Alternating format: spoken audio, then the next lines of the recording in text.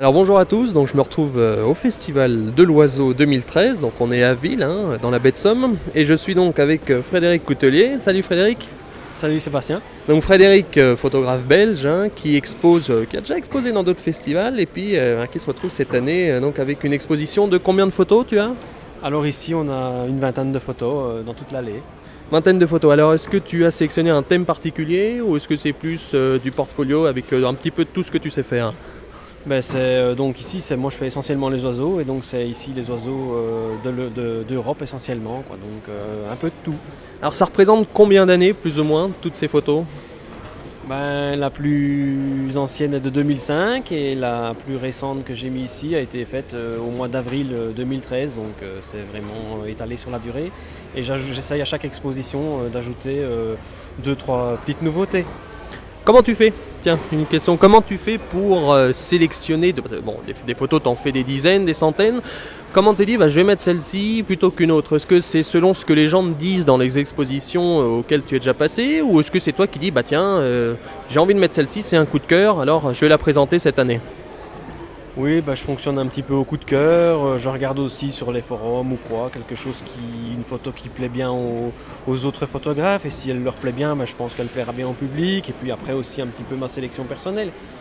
Donc voilà. Alors le petit conseil photo pour les gens qui veulent commencer la photo d'oiseau, parce que la photo animalière c'est déjà pas évident, la photo d'oiseau il y a beaucoup de contraintes. Alors quelles seraient les 2-3 petites choses que tu pourrais expliquer, que tu pourrais donner aux personnes qui ont envie de reproduire ce genre de photos? Déjà, essayer de bien connaître son espèce. Je veux dire, moi je n'étais pas ornithologue à la base, je suis une formation à l'heure actuelle, je suis en deuxième année pour la formation ornitho organisée par l'Intagora. Et j'apprends énormément de choses qui auraient pu me servir aussi pour mes toutes premières photos et que maintenant j'espère me servent pour les photos de maintenant et les photos à venir. Et alors le conseil que je donne, oui effectivement, c'est de respecter la nature, car la nature est fragile, et essayer de respecter un maximum l'espèce qu'on veut photographier et surtout ne pas la déranger. Est-ce qu'il y a besoin d'avoir un bon matériel? Parce que ça c'est toujours la question. Ah oui, ceux qui sont avec des compacts, avec des bridges, c'est un peu limité pour la photo d'oiseau. Toi encore, qu'est-ce que tu conseilles là si je veux faire une belle photo d'oiseau, que à l'impression ça sorte bien? Est-ce qu'il faut forcément investir dans un gros objectif, dans un gros réflexe? Je veux dire, il y a des gens qui ont énormément de talent et que, je veux dire, ils vont faire une magnifique photo avec du matériel plus basique.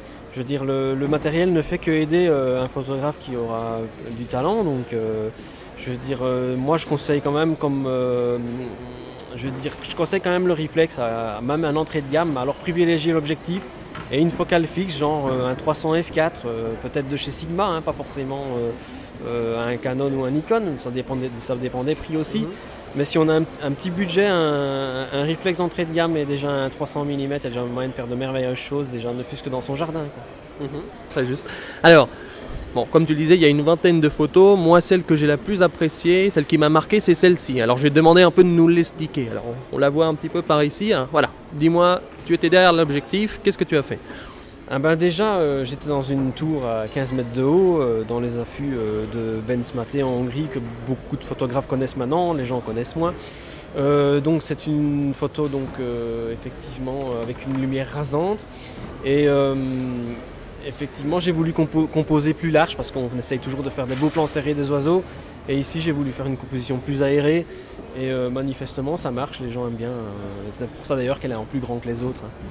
Donc, voilà. Merci Frédéric. Alors, je vois que tu proposes un livre à la vente. Est-ce que tu peux nous en dire un petit mot?